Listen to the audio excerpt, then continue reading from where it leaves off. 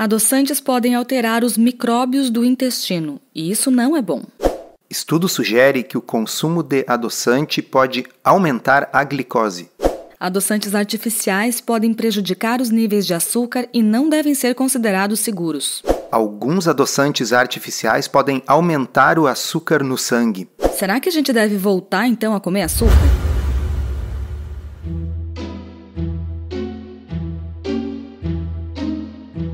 Comida sem filtro. Saúde, low carb, estilo de vida, evidências científicas e, claro, nossas opiniões. Toda semana um episódio novo e gratuito para você. Comigo, Dr. Souto. E comigo, Sari Fontana. Para ser avisado a cada novo episódio e receber as referências bibliográficas no seu e-mail, cadastre-se em drsolto.com.br/podcast.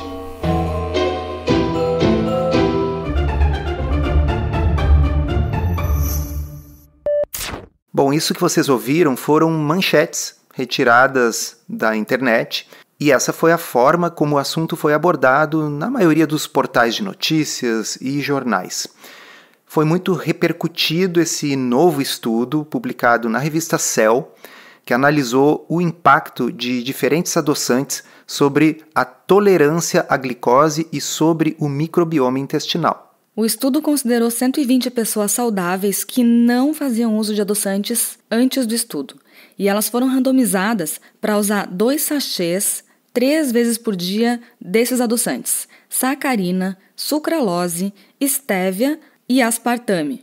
E o que o estudo mostrou foi o seguinte, que a sacarina e a sucralose reduziram de forma muito modesta a tolerância à glicose em testes de tolerância oral à glicose feitos em casa, usando o Libre. Nós vamos voltar a esse ponto mais adiante. E isso aconteceu, não foi em todo mundo, aconteceu em algumas pessoas que usaram estes adoçantes. A estévia não teve nenhum efeito adverso e o aspartame também não teve nenhum efeito adverso. Tá, mas espera aí. A sacarina e a sucralose, então, reduziram a tolerância à glicose. Isso é uma coisa ruim, certo? Isso é uma coisa potencialmente ruim, mas é importante a gente levar em consideração que essa redução foi diminuta. Para que vocês entendam melhor, vamos lá. Ao contrário do que algumas das manchetes que a gente leu afirmavam, nenhum desses adoçantes aumentou a glicose no sangue de ninguém. Não é verdade que o uso de qualquer um desses adoçantes aumentou o, aspas, açúcar no sangue, fecha aspas, das pessoas. O que se fez foi fazer um teste de tolerância oral à glicose. Talvez alguns de vocês já tenham feito esse exame, especialmente as mulheres que já estiveram grávidas. Você vai no laboratório em jejum, toma um xarope de glicose e depois vai medir a glicose em diferentes momentos, por 2 horas, para ver o quanto que a glicose sobe. Mas aqui no estudo eles fizeram esse teste de tolerância oral à glicose em casa usando o Libre. Libre é a marca de um monitor contínuo de glicose, aquele que os diabéticos normalmente usam e colocam no braço o sensor. Isso é um dos pontos fracos. Ele é um estudo muito bem feito e é uma pena que eles tenham utilizado um método tão pouco confiável. Todo mundo aí que já usou o Libre sabe que às vezes o Libre dá valores que são 20 ou mais pontos diferentes do valor real da glicose. Então, a pessoa pica o dedo e a glicose está 90, aí vai fazer a leitura no Libre e não está 95 ou 93, não, está 120. São diferenças, às vezes, muito significativas. Ele é um método pouco confiável. Ele é útil para o manejo no dia a dia, para ver as curvas, se a glicose está subindo ou descendo, para ajustar a dose de insulina do diabético, mas ele está longe de ser o padrão ouro para detectar diferenças tão pequenas. Vocês sabem qual foi a diferença que as pessoas identificaram, em média, no resultado do teste de tolerância à glicose nesse estudo? Algo como 7 miligramas por decilitro de glicose, a mais no grupo que usou sacarina e no grupo que usou sucralose em relação aos demais. É uma diferença muito pequena para estar sendo aferida com um método que tem tanto erro como fazer o teste do Libre em casa. Tá, mas e onde é que entra o microbioma nessa história? Entra da seguinte forma. Uma vez que eles fizeram o estudo e viram que em algumas pessoas houve uma alteração maior do teste de tolerância oral à glicose do que em outras, eles escolheram as pessoas em que houve mais alteração e escolheram pessoas em que não houve alteração, pegaram o microbioma a partir dos intestinos, das fezes das pessoas e transplantaram para camundongos. E os camundongos reproduziram as mesmas alterações, ou seja, uma pessoa que tinha tido uma alteração do seu teste de tolerância oral à glicose, o microbioma dessa pessoa transplantado para um camundongo, o camundongo passou a ter a mesma alteração no teste de tolerância oral à glicose, mostrando que quando essa alteração ocorre, ela é sim mediada pelo microbioma. O microbioma tem a ver com essa alteração do teste de tolerância oral à glicose. Mas vou salientar de novo, nós estamos falando aqui não é de gente que tomou adoçante e a glicose subiu, gente que tomou adoçante e engordou, gente que tomou adoçante e ficou diabética. Nós estamos falando de pessoas que nunca tinham usado adoçante na vida e começaram a usar por 14 dias e houve uma diferença de aumento de cerca de 7 pontos no teste de tolerância oral à glicose naqueles que usaram sucralose e naqueles que usaram sacarina. Isso foi estatisticamente significativo, mas ninguém consideraria que isso é clinicamente significativo.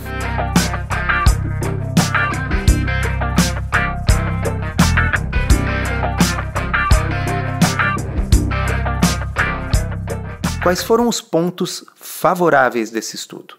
Ele foi muito bem feito em quase tudo, com exceção da mensuração desse desfecho aí, né, usando o Libre em casa. E foram 120 pessoas, é um número suficiente de pessoas para que o estudo tenha validade estatística. E as doses utilizadas de adoçantes, elas foram realistas, é uma coisa que está dentro do que pessoas efetivamente poderiam consumir, não são doses exageradas de adoçantes por dia. Agora, os pontos desfavoráveis foram o primeiro e principal, esse que a gente já falou, né, Sari? Que o teste de tolerância oral à glicose foi feito pelas pessoas em casa usando o Libre e não testes padrão ouro de laboratório. Há vários tipos de erro que podem ter sido induzidos por essa forma de medir as coisas. Primeiro, o Libre simplesmente não é preciso o suficiente para ser usado num estudo onde você quer ver diferenças de 7 mg por decilitro. Ele é maravilhoso para acompanhar o efeito dos alimentos num paciente que está fazendo low carb, num paciente diabético, ver a necessidade de aumentar ou de diminuir remédios em pacientes diabéticos, mas ele não serve como um método de precisão num estudo científico. Além do que, as pessoas podem simplesmente não ter seguido de forma adequada a metodologia do teste de tolerância oral à glicose, porque elas não estavam sendo supervisionadas, elas estavam em casa. E se elas não fizeram jejum noturno direito? E se elas consumiram uma quantidade de glicose que era um pouco maior ou um pouco menor do que os 50 gramas que o estudo tinha mandado consumir? E se elas estavam com um pouco de fome e comeram alguma coisa junto, sabe? É difícil você levar a sério algo que foi aferido dessa forma. E é estranho, porque é um estudo que todo o resto foi tão meticuloso e tão bem conduzido, e o desfecho principal foi medido em casa com um método de mensuração pouco preciso. Uma outra coisa que chama a atenção é que o estudo foi feito com pessoas que nunca consumiam adoçantes. E isso, na verdade, é algo improvável hoje em dia, porque a gente está cercado de produtos que contêm adoçante, pelo menos parte do adoçamento hoje é substituído por adoçantes nos produtos mesmo nos convencionais, né? No estudo, foi necessário triar 1.375 pessoas para encontrar dentre elas essas 120 que nunca consumiam adoçantes. E quando você que está nos ouvindo diz assim, não, mas eu não uso adoçante, não é aqui dizer assim, pessoas que não usam adoçante no cafezinho ou no chá, é pessoas que nunca usam adoçante, ponto. Se você que está nos ouvindo usa whey protein, você usa adoçante, porque ele é adoçado com adoçante. Se você que está nos ouvindo usa, por exemplo, uma vitamina C solúvel, dessas que botam uma cápsula efervescente, aquilo é docinho por adoçante artificial. Se você que está nos ouvindo usa, por exemplo, metamucil, aquela fibra de psilon, para regularizar a função intestinal, você usa adoçante. Então, aqui eles estavam selecionando pessoas que nunca usam adoçante de forma alguma.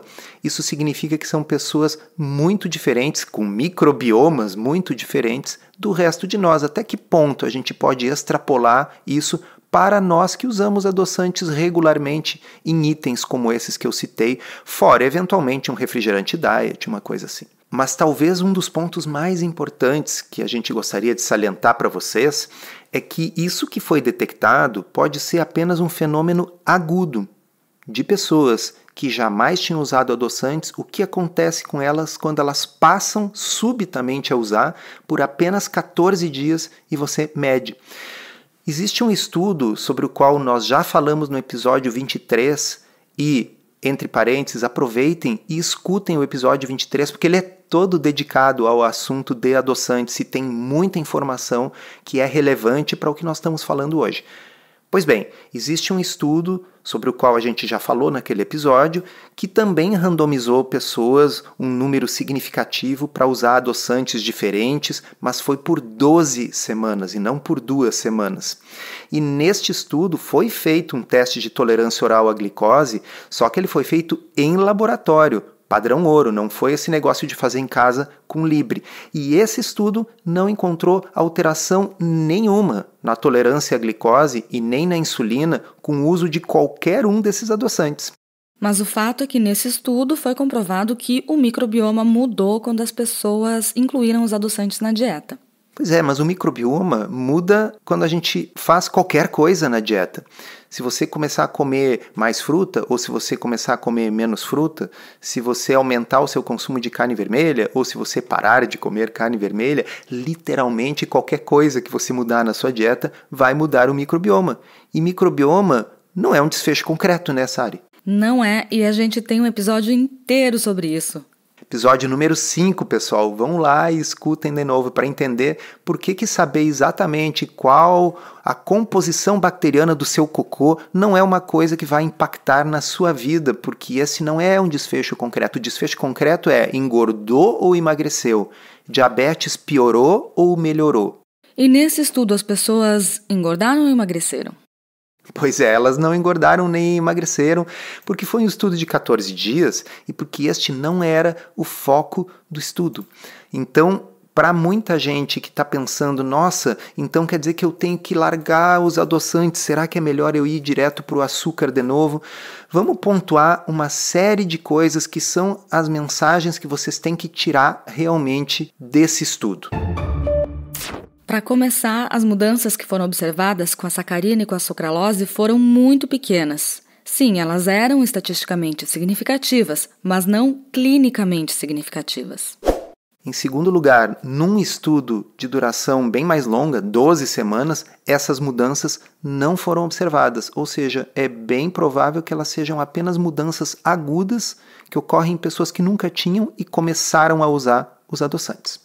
Esse é mais um estudo que sugere que os adoçantes não calóricos não são moléculas inertes e eles podem ter outros efeitos além de apenas adoçar a comida ou a bebida.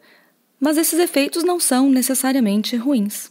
Eu, inclusive, Sari, me lembro que no guia de adoçantes nós temos as referências bibliográficas e as descrições de cada um dos adoçantes, e quando a gente escreveu sobre estévia, havia uma série de efeitos da estévia que não tem a ver com adoçamento e que eram benéficos, estavam relacionados, por exemplo, à redução da pressão arterial.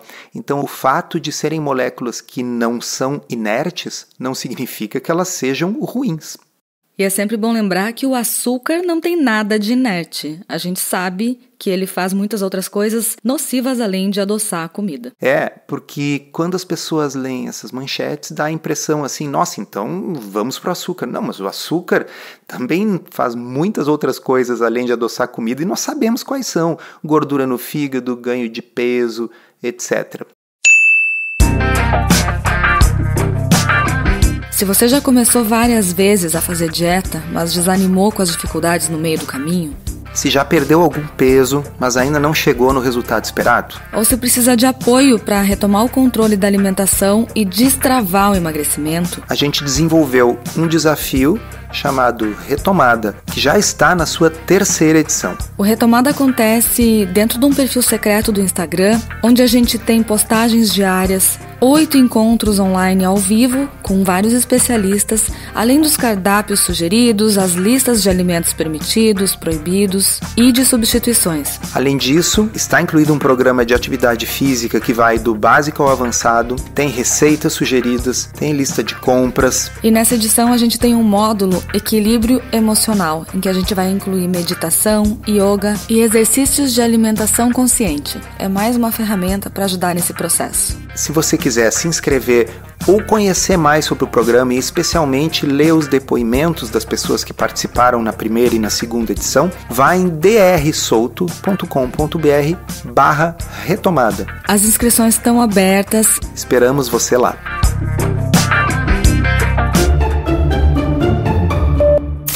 Um 5º ponto é que nenhum dos estudos que avaliam adoçantes foram feitos no contexto de dietas low carb.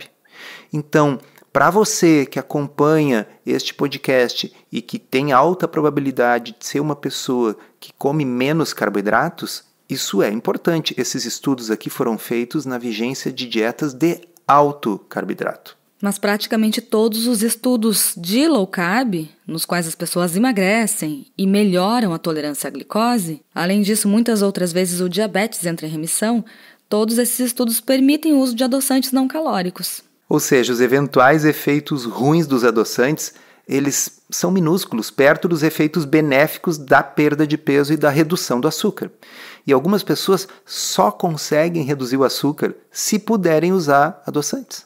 Esse é o 2º estudo que sugere que a sacarina e a sucralose alteram o teste de tolerância oral à glicose, desde que no contexto do consumo de glicose, ou seja, aquela famosa Coca Zero para acompanhar o McLanche feliz. Pois é, mas aí vamos pensar juntos, pessoal. Como é que eu vou afetar a resposta glicêmica de quem não está consumindo alimentos glicêmicos?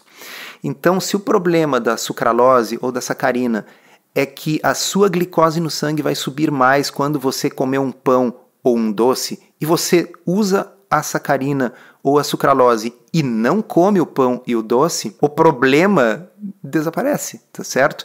Então, é pouco provável que esse assunto todo seja relevante para quem faz low carb. Considerando os estudos que a gente tem hoje, eu acredito que não haja dúvidas de que os adoçantes são melhores do que o açúcar para a saúde.